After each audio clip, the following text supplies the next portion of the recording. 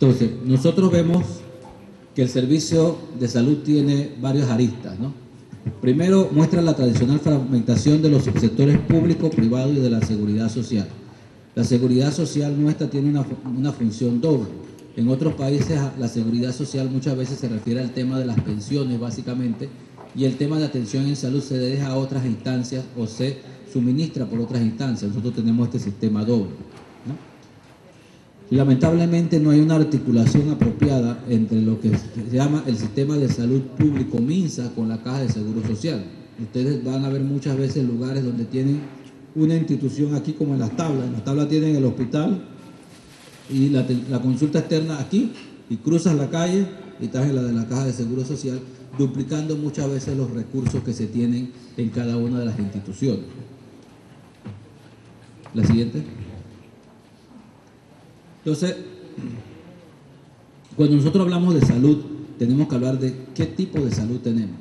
Tenemos niveles de atención primaria, secundaria, terciaria, cuaternaria, y ahí sube hasta la séptima según algunas clasificaciones. La primaria, ¿cuál es? La salud primaria es la atención que se debe dar a las personas. O sea, una de las consignas que se tiene en los países donde se estima este sistema, porque nuestro sistema lamentablemente no es así, es que la responsabilidad principal del médico no es curar, es tratar de que las personas estén lo más sanas posible para que no tengan que asistir a los médicos. Entonces, cuando tú tienes instalaciones de atención primaria, esas atenciones de instalación primaria, tú tienes que estimularlos para que se pueda, en un momento determinado, fomentar y prevenir enfermedades crónicas. Por ejemplo, la Caja de Seguro Social quiere externalizar mediante una APP, porque eso es así, el servicio de hemodiálisis. Y se están aumentando un montón de servicios de hemodiálisis en todo el país. ¿Por qué hay más hemodiálisis? Se necesita más porque hay más enfermos de los riñones, los enfermos nefrópatas.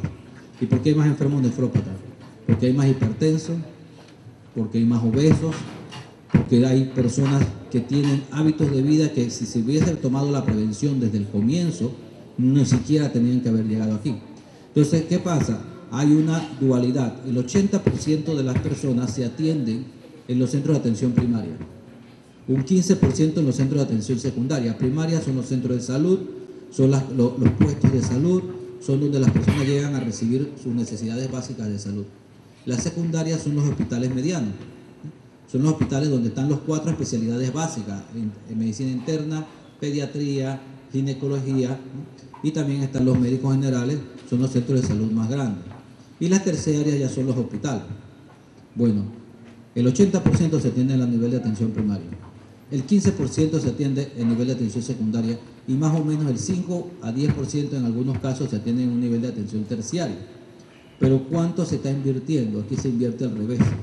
Aquí se han hecho inversiones de 447 millones de dólares por un lado en el Ministerio de Salud y cerca de 500 millones de dólares por la Caja de Seguro Social para altos niveles de complejidad, para niveles de atención terciaria, para construir ciudades hospitalarias, etcétera, etcétera, mientras los centros de salud, que es donde va la gran mayoría de las personas, pues básicamente están con un nivel básico y tenemos entonces el problema del desabastecimiento que vamos a estar hablando posteriormente. Entonces, se está manejando el sistema de salud panameño con motivos políticos y no con motivos técnicos. O sea, a todo el mundo le gusta ver un hospital, mira, tengo un hospital cerquita por si me pasa algo. Pero si en tu casa te llegaran y te vacunaran, si hubiese médicos y equipos de salud que te visitaran, que supieran, por ejemplo, en esta casa vive Sutano, que ya se conociera la personificación del equipo de salud, en esta casa hay tal problema, no sé quién está tomando, el otro no sé qué está el problema, el muchacho no sé qué, y tú estuvieses ya metido en la comunidad y esos productos se invirtieran entonces en prevención, en comida, dar la instrucción de comida sana, en acueductos, en alcantarillado, en agua, en que la gente tenga acceso a métodos alternos de diversión. Por ejemplo, ¿cuántos parques hay versus cuántas cantinas hay? ¿Cuántas personas se estimula, por ejemplo, que los adultos puedan también participar en actividades deportivas? Todo el mundo tiene que buscar un patrocinador. ¿A quién se busca? A la cervecera o al no sé quién, al no sé cuánto. Y no está estimulando lo que es una responsabilidad del Estado. ¿Por qué? Porque estamos gastando 10 veces más en atención terciaria, o sea, en hacer hospitales, donde se atiende 5 a 10% de la población, que en la atención primaria, donde se atiende el 80% de la población. Y el motivo es eminentemente político y no técnico. Entonces te dice, mira, nosotros estamos invirtiendo en salud. No me vengan con ese cuento que hay que ver cuánto es la infraestructura que se está gastando en eso. Porque ustedes van a las instalaciones de salud, van a encontrar que no existe realmente unas instalaciones de salud óptimas, ¿no?, para poder satisfacer las necesidades. Y nos fuimos un poquito más allá. Las farmacias comunitarias se eliminaron. Entonces se eliminaron farmacias donde tú podías tener acceso a medicamentos mucho más baratos, y ahora o te vas al centro o te vas a las farmacias, y dentro de esas farmacias pues hay algunos supermercados por ahí que tienen mucho interés en que eso se hace. La siguiente. Entonces, más o menos ¿cuántos médicos hay? En esto estamos.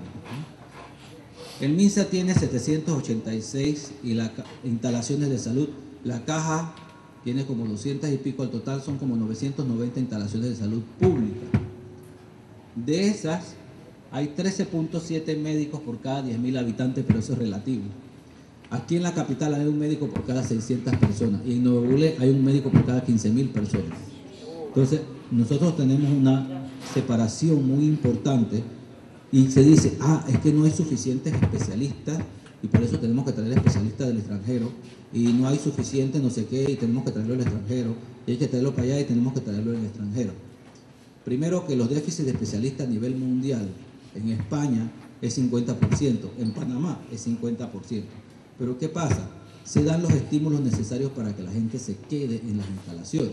Entonces, si tú haces un sistema, por ejemplo, como se decía, ¿por qué el médico que llega a un pueblo, el maestro que llega a un pueblo, el policía, cualquiera que llega a un pueblo, se queda en un pueblo? Porque tiene incentivos para que esa persona se quede.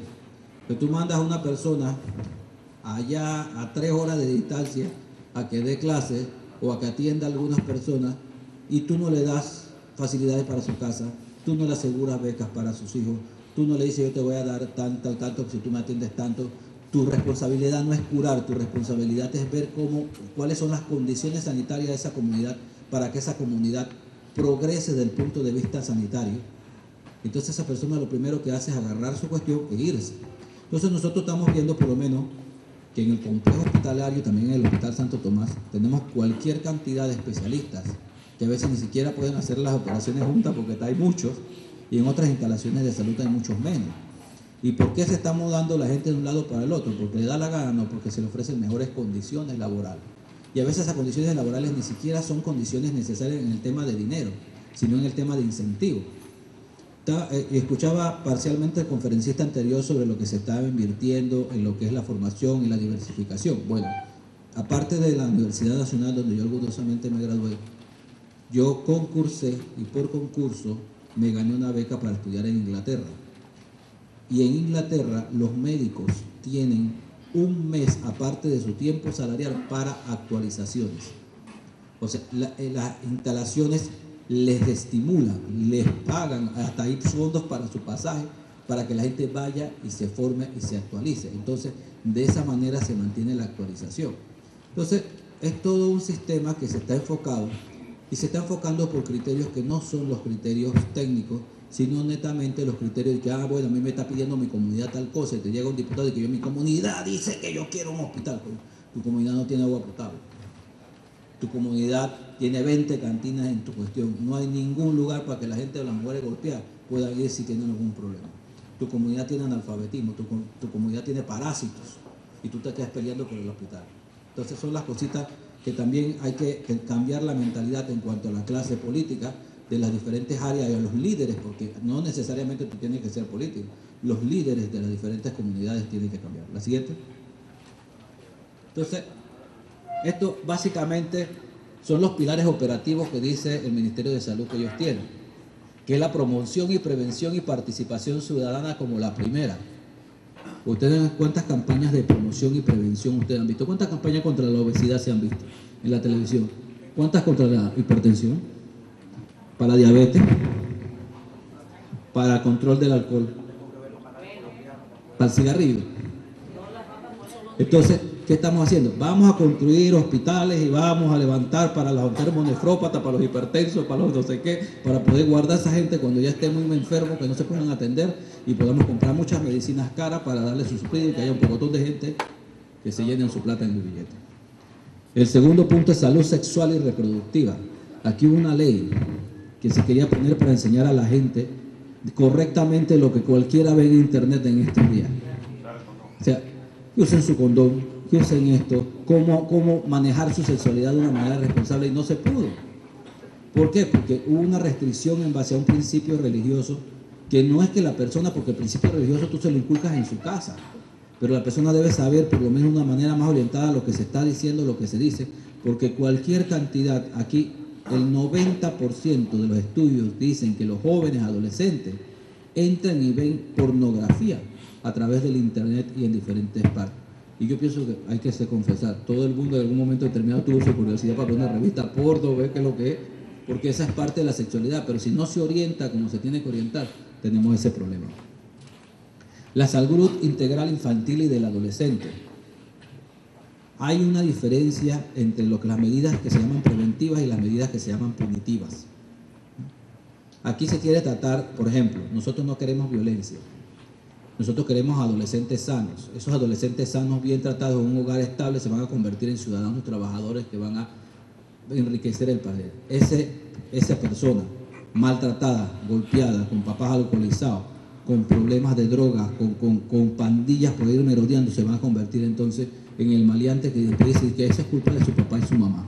No es responsabilidad del Estado también. Papá y mamá tienen que cuidarse desde el comienzo. Entonces, ¿qué pasa? Cuando yo una vez tuve una reunión con un grupo de personas que estaban diciendo, y dice, aquí se ha invertido $700 millones en controlar el narcotráfico. ¿Y usted sabe cuánto es la cantidad de dinero que se ha invertido en programas de prevención y de la juventud? 17 millones. Entonces nosotros estamos viendo que se está invirtiendo grandes cantidades en unas cosas, pero no se está invirtiendo en lo que es realmente prevenir, blindar a la gente, de que si tú tienes un muchacho bien cuidado, un muchacho bien consciente de lo suyo, no va a llegar donde el tipo de la esquina a comprarle droga. No va a unirse a una pandilla, porque tú ya estás previniendo, pero sin dinero ni condicionamiento no es suficiente. También nosotros hicimos un estudio una vez, no lo hice yo, lo hizo la Alianza Ciudadana por Justicia, y se encontró que en los lugares populares hay una guardería por cada 10.000 niños. Entonces, ¿qué hace la mamá trabajadora o el papá que vive con esos peladitos? Los tiene que dejar solos, los tiene que mandar a la vecina, los tiene que mandar a no sé quién, y tú no vas a poder tener una salud mental con eso. La salud integral del adulto. Fortalecimiento y la transformación de los servicios. Suena muy bonito, ¿no? Prevención y control de los riesgos ambientales. Tenemos minas abiertas. ¿Sabe cuánto se recicla en Panamá? 3%. 3% de la basura. En Chile, 70%. Entonces, nosotros no solamente estamos perdiendo plata, estamos contaminándonos cada vez más. Los 7 ríos que pasan por la capital, donde la gente antes se bañaba, están completamente contaminados. Y son contaminadas por dos cosas. Uno, porque la gente lo contamina. ¿Y por qué la gente lo contamina? Primero, por falta de educación, que es muy importante. Y segundo, porque no saben dónde dejar la basura, pues. Entonces, tienen la costumbre, allá está el río, allá va eso, y de repente llega un peladito de 5 años, viene la diarrea y las cosas que tiene. Entonces, todo ese tema es lo que se dice en papel y lo que realmente está sucediendo en la comunidad. La siguiente. Entonces, el gobierno nacional tuvo unos compromisos que fueron firmados en el año 2005, que se llamaron los compromisos del desarrollo del milenio, ¿no? La siguiente. Y aquí están. Nosotros como nación nos comprometimos a 8 cosas importantes con otros países. Que de aquí al 2015 nosotros teníamos que erradicar la pobreza extrema y el hambre. Entonces aquí dice, nosotros tenemos que erradicar la pobreza extrema y el hambre. Ok. El siguiente es lograr la enseñanza primaria universal.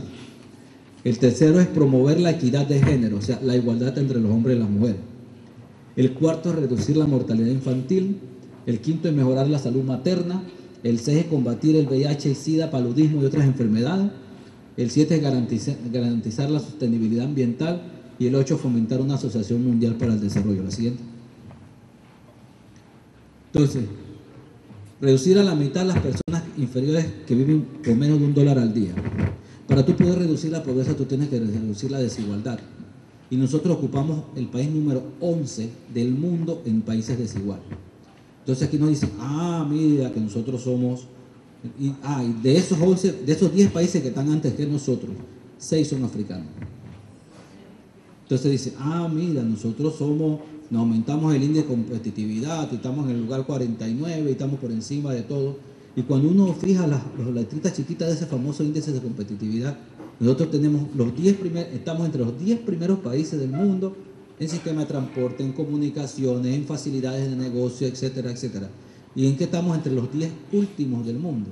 En independencia judicial, en educación, en fomento del emprendurismo que nosotros que tenemos que tener. Entonces, ¿qué pasa? Ese tipo de desigualdad que nosotros tenemos es lo que nos lleva a esto. Entonces, cuando nos vemos de la pobreza extrema, también estamos desiguales. 7 a 8% de las poblaciones de los centros urbanos son pobres extremos. 17% de los rurales, campesinas no indígenas, son pobres extremos. Y 56% de los indígenas son pobres extremos. Entonces, nos están viniendo con ese cuento, y yo hice un cálculo más o menos de solamente 4 de las minas que están en los territorios indígenas. ¿Cuánto valían? Y lo hice cuando el oro valía $1,200 la onza, y ahorita mismo está en $1,900 la onza. Y en ese tiempo, que eso fue hace como un año y pico, me salió que habían 278,000 millones de dólares solamente en esas 4 minas. De esos 278,000 millones de dólares, eso representaba 10.500 millones de dólares cada año. Y de esos 10.000 millones de dólares cada año, al país le tocarían 50 millones. La siguiente. Lograr la enseñanza primaria universal. La enseñanza primaria universal, como se dice, es importante, pero ¿qué pasa? Hay analfabetas y hay analfabetas funcionales. Nosotros, nuestra clase, nuestra sociedad, tiene un porcentaje de escolaridad de 8 años. Más de la mitad, el 56% de los panameños no terminan siquiera la secundaria. Entonces, ¿qué es lo que está sucediendo? Que esa masa crítica que nosotros decimos, estamos creciendo, estamos creciendo. ¿Quién está ocupando los principales puestos? Los puestos técnicos, los puestos informantes. Muchas veces extranjeros. 8 de cada 10 gerentes de este país son o se estudiaron en el extranjero. Entonces, ¿cuáles son las oportunidades que tú le estás diciendo? Mire, en Brasil, el presidente de Brasil, el expresidente de Brasil, ¿no? Lula, tuvo un plan para solventar eso. Lula dice, Brasil va a ser una potencia mundial en una década. ¿Y qué hizo Lula? 250.000 becas completas para las mejores universidades del mundo para aquellos brasileños pobres que hayan demostrado esfuerzo. O sea, él está asegurando su masa científica crítica, lo que él dijo, el desarrollo tecnológico, mi antecesor, para poder que eso se dé. Entonces, eso de una cobertura de 100% primaria universal, nosotros no queremos 100% de primaria universal para decir que han completado 6 años, casi todos los panameños lo han completado, pero es imposible que un país con solamente 8 años de educación, en la gran mayoría de sus habitantes, pueda llegar entonces a tener la masa científica. Entonces, ¿qué pasa? Vamos a flexibilizar la entrada de extranjeros para que trabajen en el país, y ahora las mujeres también. Entonces, estamos con esas leyes para permitir que el beneficio económico que se tenga del país, para decir que estamos creciendo y que el Producto Interno Bruto es tanto, se está llevando ¿para qué? Para una gran masa de personas que no son nacionales del país. La siguiente, promover la igualdad entre los sexos y la autonomía de la mujer. Todas las leyes de paridad, todas las leyes que permiten igualdad entre las mujeres y los hombres en este país las planchan. Y no solamente eso, las que hay, por ejemplo, y la norma que decía que por lo menos el 30% de los puestos de las mujeres deben estar, desde los puestos de dirección tienen que estar en manos de mujeres, también es falsa, a pesar de que en las universidades el 53% son mujeres. Entonces, nosotros estamos viendo la desigualdad, y a nivel de todos los niveles también. Es una desigualdad latente, y no solamente eso, también vamos a nuestras áreas rurales e indígenas, cómo se trata a la mujer. ¿Qué oportunidades tiene la mujer para poder surgir versus la oportunidad que tiene el hombre? ¿Y qué se ha hecho? Eso no se depende de plata, eso depende de voluntad política. La siguiente. Reducir la mortalidad infantil. Hemos invertido el mayor presupuesto de la historia en la mortalidad infantil de este país, que son 20 niños por cada 1.000 habitantes, no ha cambiado en lo más mínimo. O sea, hemos invertido millones y millones, más del 7% de nuestro presupuesto en salud, Salud es el tercer presupuesto, perdón, el segundo. Antes era el tercero, antes era el segundo, porque el presupuesto de la presidencia ha crecido 700% desde el gobierno anterior a este gobierno. Entonces, ahora primero está la presidencia, segundo está el MEF, tercero está salud y cuarto está educación. La siguiente. Mejorar la salud materna. Bueno, resulta que antes se morían 60 mujeres por cada 1000 personas y ahora se mueren 60 mujeres por cada 1000 personas. No se ha hecho nada al respecto. La siguiente. Combatir el VIH-Sida, paludismo y otras enfermedades. El VIH-Sida en este país ha aumentado. Y no solamente ha aumentado, sino la distribución y la masa crítica. Ya aquí en Panamá hay igualdad entre los hombres y las mujeres en cuanto al portador del virus de inmunodeficiencia humana. Y tenemos un repunte del dengue. No solamente eso, sino que las políticas de prevención, o sea, la fumigación, etcétera, etcétera, pues no se dan de una manera apropiada, mucho menos la revisión que se tiene que hacer en el tema del dengue. Entonces también no vamos a poder cumplir este objetivo de milenio. La siguiente. Garantizar la sostenibilidad ambiental. Ha habido 4 reformas a las leyes ambientales de este país, toda una peor que la otra, para flexibilizar el tema ambiental, para convertir básicamente este país en un vertedero. Mientras tanto se está haciendo la cosa, y por lo menos si se hiciera por algo bueno, pero dice, bueno, mira, encontramos petróleo en Darienco, 900 millones de barriles en un depósito. Eso serviría para que nosotros no dependiéramos del petróleo extranjero por 50 años, pero si tú lo vendes en 10 años se acaba. Entonces, ¿qué pasa? ¿Para qué se puede hacer eso? Bueno, existe una ley que se llama PP, que después les voy a mencionar eso, que también toca el tema de la extracción petrolera, y que simple y sencillamente tú puedes hacer un contrato de concesión, a mí me das mis regalías ¿cuántos son? 4%, 5%, 7%, y el resto lo está haciendo. Y aquí se firmaron 3 memorándum de entendimiento con compañías petroleras para la explotación petrolera. Primero Darién y segundo Los Santos en el área de Tonosí, el arco arrocero del país que ya está bastante golpeado. La siguiente. Fomentar una asociación mundial para el desarrollo. Esto es para tener un sistema más justo, y lo primero que tenemos que tener más justo es tener empleos decentes. Cuando hablamos de empleo decente se refieren, bueno, ustedes saben más eso más que yo, pero cuando hablamos de empleo decente se refiere básicamente a empleos que te cubran tus necesidades básicas, y que tengas derecho a seguro social y que sea permanente.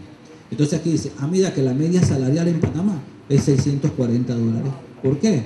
Porque se suma toda la plata que de los que se ganan miles y miles y miles de dólares contra los que se ganan 300, 200, 300, y hacen una media. Nosotros tenemos una media de $640. Qué bien si eso fuera así, pero no es una realidad. La realidad es que las personas que ganan más de $640 en este país son el 18% de la población, y las que ganan más de $1.500 son el 5% de la población. Y lo mínimo que tú necesitas para vivir ahí arrastrado en tus necesidades básicas, salud, vivienda, educación, transporte y educación para tus hijos, son por lo menos $700. Entonces, si no se tiene eso, este objetivo del milenio, está listo para la foto. La siguiente. El maltrato es otra de las entidades. El delito más común en Panamá, ¿cuál usted piensa que es el delito más común en Panamá? La violencia. Aquí hay más muertos por violencia que muertos por narcotráfico. El 26% de las muertes violentas de este país son por narcotráfico. Casi el 40% se asocian a hechos de violencia o rencillas personales. O sea, hay mucha más violencia, muertos por violencia, que con todos esos $700 millones que se están gastando con el tema del narcotráfico. Y hay otro dato más importante todavía. Aquí las mujeres no saben usar cuchillo, porque 323 mujeres fueron al Santo Tomás con heridas de arma blanca y 126 dijeron que se habían cortado ellas. ¿Saben usar cuchillo? ¿Cuántos shelters, cuántos hogares, cuántos sitios de refugio tiene la mujer para eso? 1 en todo el país. Entonces, ¿qué pasa? Llega y tú te ves que la gente se llena la boca y dice, mira que les bajaron los índices de criminalidad, bajaron las denuncias. ¿Y por qué bajaron las denuncias? Porque la gente tiene frulo. Así de sencillo. Y mucho más los más vulnerables. ¿Y quiénes son los más vulnerables? Los niños y las mujeres. Y hay un ciclo que se llama el ciclo de la violencia, la siguiente. Y cuando nosotros vemos el ciclo de los maltratadores, nosotros vemos quién maltrata en la casa. La mamá, 52%.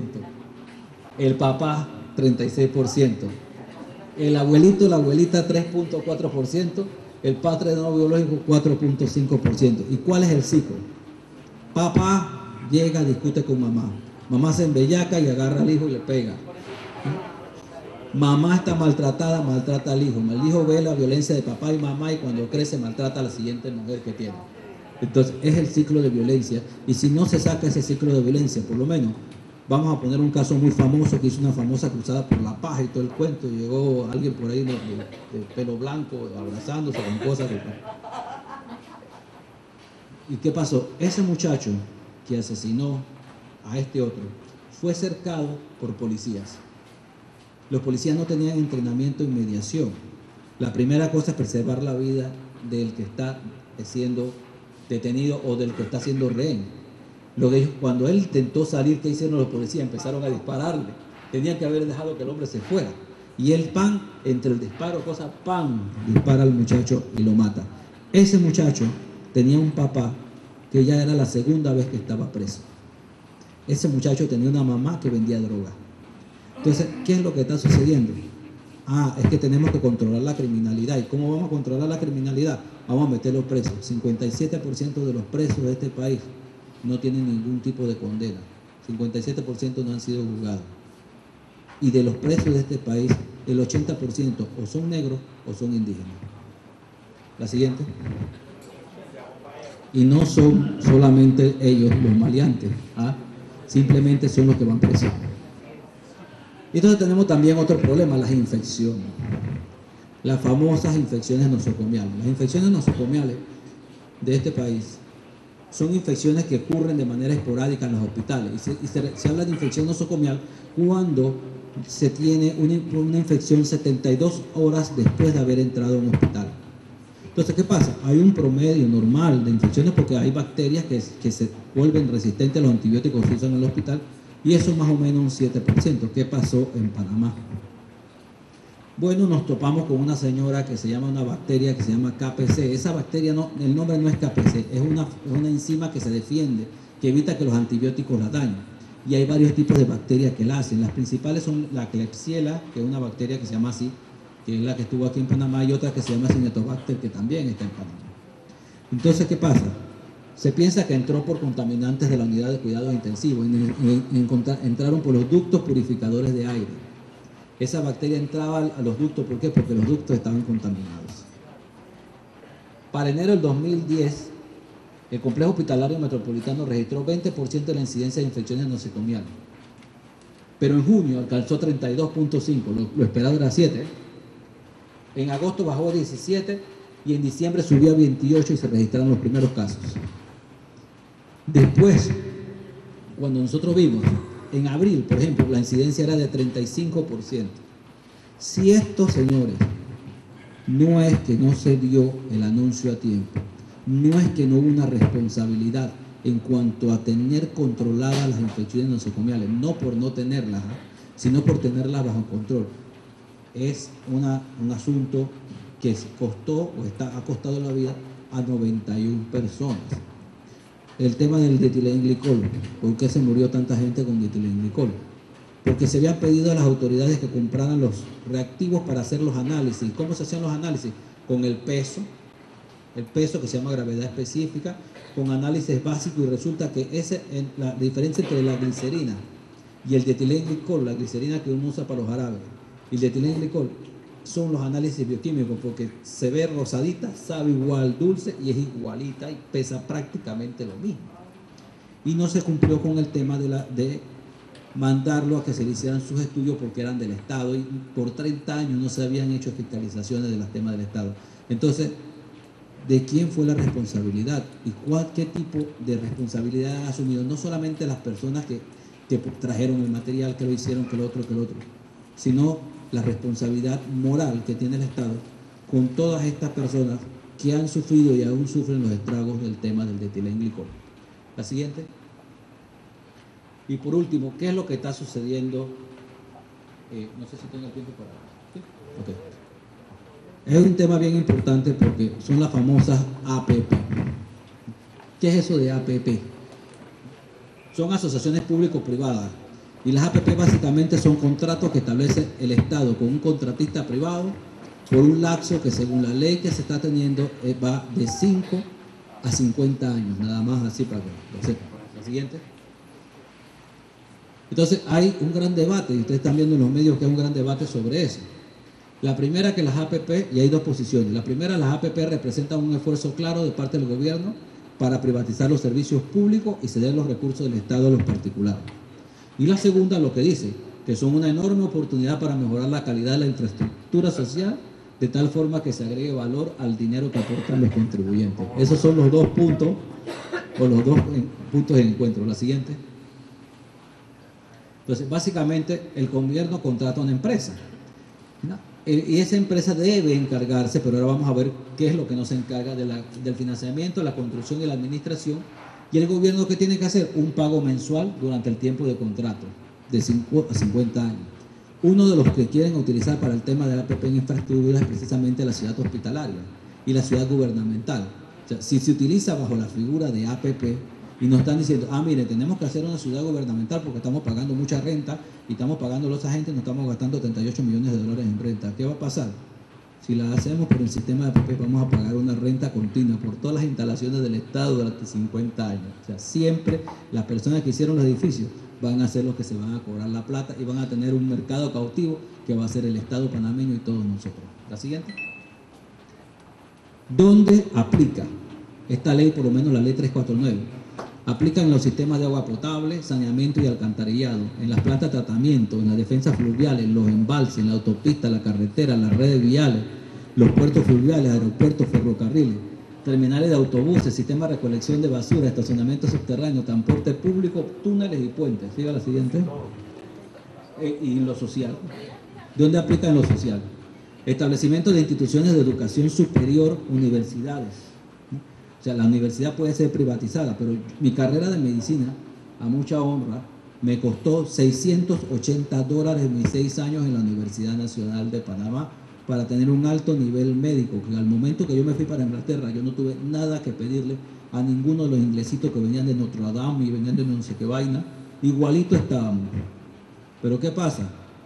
Yo tengo un hijo que quiere estudiar chef, y cuando yo lo mandé a estudiar chef, la carrera me querían cobrar $7,000 mensuales. Entonces, mensuales. Perdón, $7,000 anuales por 2 años.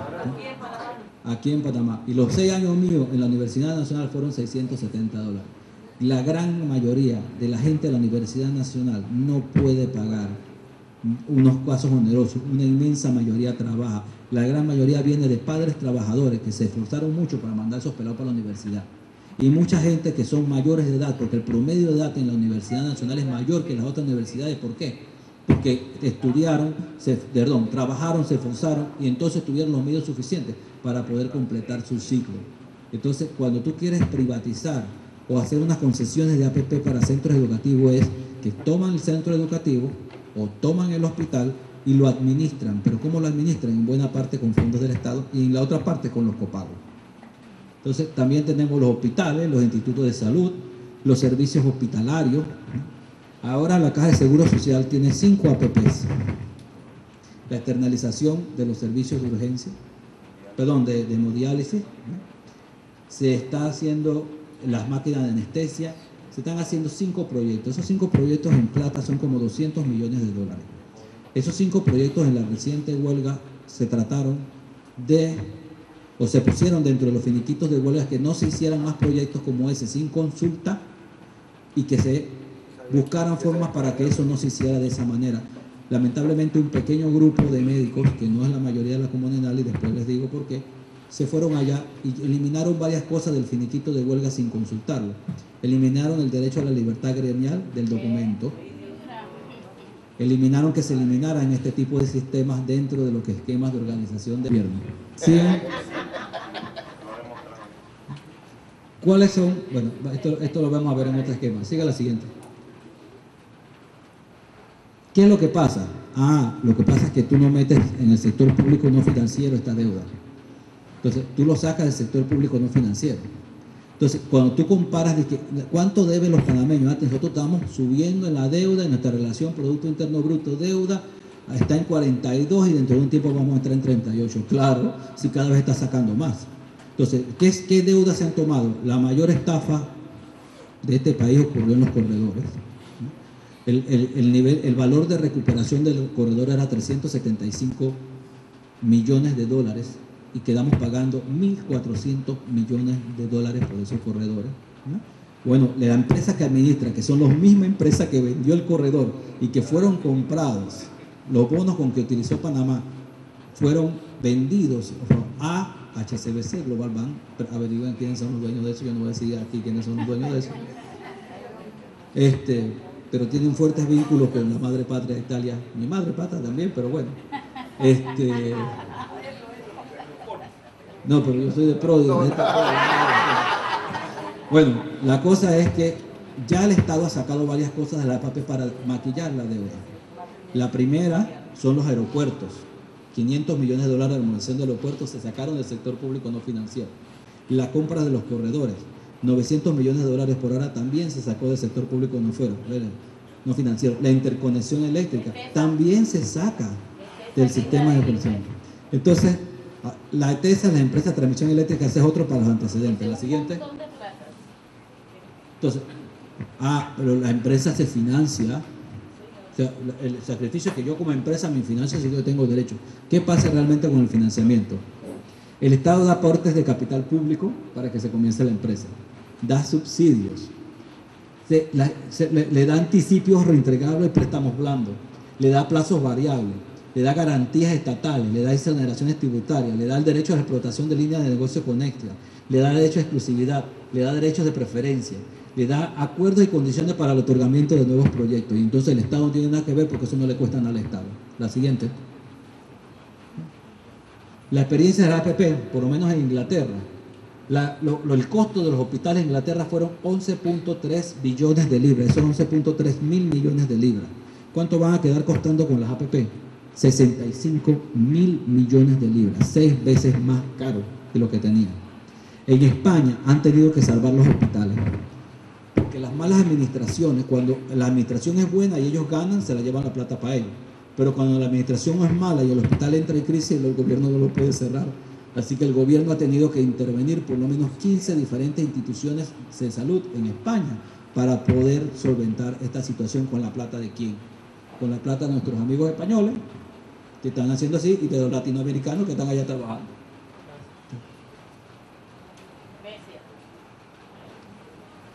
Grecia. La quiebra de Grecia se llama APP. El Estado financió un montón de construcciones y obras que tenían como APP en Grecia. ¿Con la plata de quién? Porque son inversiones público-privadas, no la metieron en la deuda.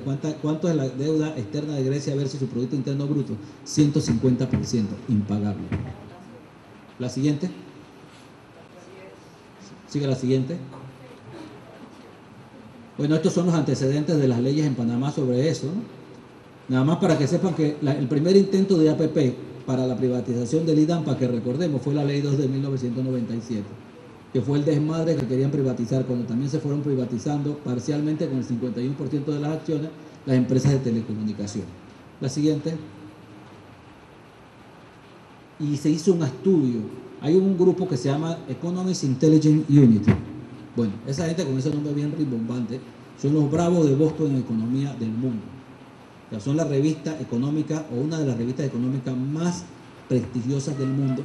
Y nada más y nada menos que el Banco Interamericano de Desarrollo le pagó un billete para que hiciera un análisis sobre lo que sucedía y cuál era el clima que teníamos para poder tener unas APPs en Panamá y en todos los otros países latinoamericanos. 19. La siguiente. La siguiente. Para poder tener un clima apropiado de APP, tú tienes que tener por lo menos un 50% de las condiciones que estaban ahí. Panamá sacó 34.6 puntos de 100. O sea, no tenemos condiciones para APP. ¿Y por qué? La siguiente. The Economist dijo esto sobre Panamá. Lo que está aquí escrito es textualmente lo que pusieron ellos. No lo escribió ningún panameño, lo escribieron la gente que saben de economía. Dicen, con respecto a los corredores, el rescate del proyecto carece de los mínimos niveles de fiabilidad y transparencia y plantea serias dudas con respecto a las señales que se envían a las futuras concesionarias. Persisten interferencias políticas en los precios de la electricidad. El Sistema Nacional de Inversión Pública, encargado de la evaluación de las decisiones de inversiones públicas, no aplica en la práctica el análisis costo-beneficio a proyectos de infraestructura pública y concesiones. No se han establecido procedimientos para nombrar los gastos contingentes o adendas, aquí se meten las adendas que le da la gana. Las decisiones se toman mayoritariamente en bases políticas. Esto no lo hizo alguien con motivaciones políticas, lo dijo un economista del Banco Interamericano de Desarrollo. Los proyectos son frecuentemente modificados sin adecuada consideración del bien común. El estilo autoritario, en inglés ellos le llaman shoot in the hip, tiro en la cadera, ¿no? El estilo autoritario del presidente Martinelli frecuentemente decide en la práctica qué es o no es posible. La siguiente. Las decisiones gubernamentales para las expropiaciones son arbitrarias y no transparentes. El gobierno tiene poca capacidad para preparación de proyectos y aún menos competencia en la adjudicación apropiada. Yo lo nombré muy bonito para decir, rebusca, en la adjudicación apropiada de los proyectos. Es fácil renegociar los términos del contrato después de que el proyecto comience. La adjudicación de los proyectos se basa más en la negociación que puede o no considerar aspectos técnicos y económicos. El sector privado frecuentemente transfiere los riesgos comerciales al Estado más que asumir responsabilidades por pérdidas económicas. Y lo último que pusieron, hay mucha ambigüedad en las leyes que manejan los tribunales para determinar compensaciones. Los tribunales juegan un papel secundario en asegurar los derechos de los concesionarios y usan conversaciones a puerta cerrada. Así lo pusieron, que ustedes saben qué significa eso de a puerta cerrada, con la rama ejecutiva para proteger sus intereses y resolver las disputas. La siguiente y última ya. Entonces, ¿cuáles son las razones para rechazar la APP? Convierte las responsabilidades del gobierno en negocio privado sin ninguna seguridad de que se garantice una relación costo-beneficio favorable a la nación. Se adquiere una deuda pública disfrazada a muy alto costo para el erario público en beneficio de las empresas y sus socios financieros. Se hipoteca el futuro del país. El garante último de los contratos APP es el gobierno y el rescate de los APP se convierte en ley. El APP incrementa velada y costosamente el endeudamiento público. La siguiente. Muchas gracias, compañeros.